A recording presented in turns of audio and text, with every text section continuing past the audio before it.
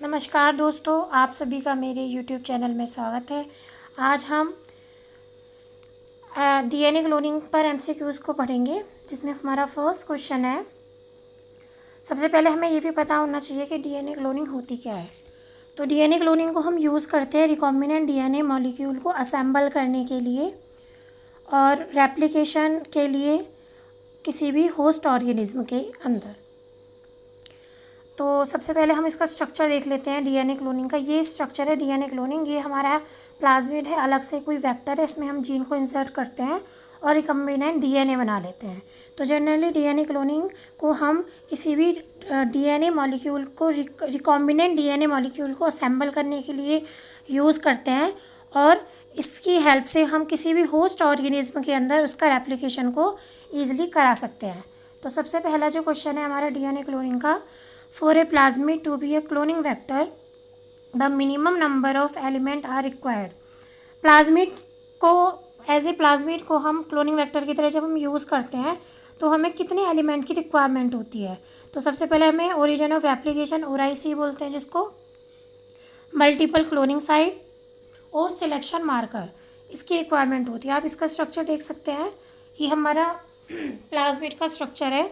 इसमें हमारी ORIC होगी, ये आप देख सकते हैं यहाँ पे 3000 के करीब वैल्यू लिखी हुई है।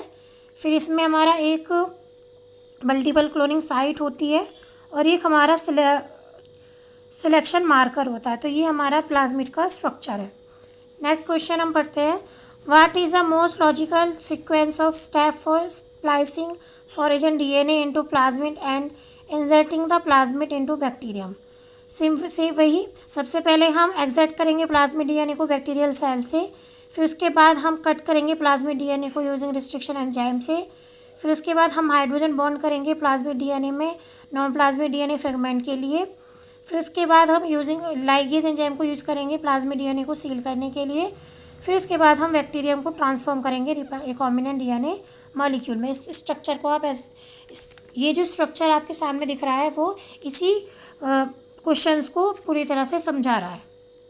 नेक्स्ट क्वेश्चन, यूकैरियोटिक जीन में not function properly when clone into bacteria because of. जो यूकैरियोटिक जीन होते हैं वो प्रॉपरली फंक्शन नहीं करते जब हम उसको बैक्टीरिया में क्लोन करते हैं, क्योंकि उनके पास एक्साइज इंट्रोन की इनएबिलिटी होती है।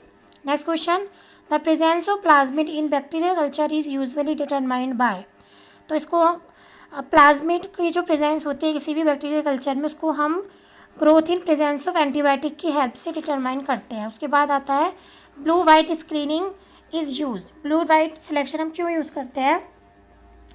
ब्लू वाइट सिलेक्शन जनरली हम यूज़ करते हैं किसी भी की कितना डीएनए हमारा क्लोन हुआ है, कितना हमारा स्ट्रक्चर फॉर्म हुआ है, उसको पता करने के लिए।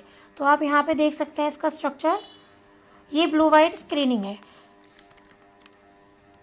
नेक्स्ट क्वेश्चन हमारा, infection of E coli by bacteriophage lambda is normally detected by the appearance of area of lyse bacteria on agar plate. Next question, which of the following statement give a correct explanation for the use of vector containing drug resistant gene in the cloning of recombinant DNA molecule. इसका option number C सही है। Entry of vector containing cDNA and drug resistant gene into host cell render the later identifiable as it is now resistant to antibiotic drug. Next question, what is the appropriate length of DNA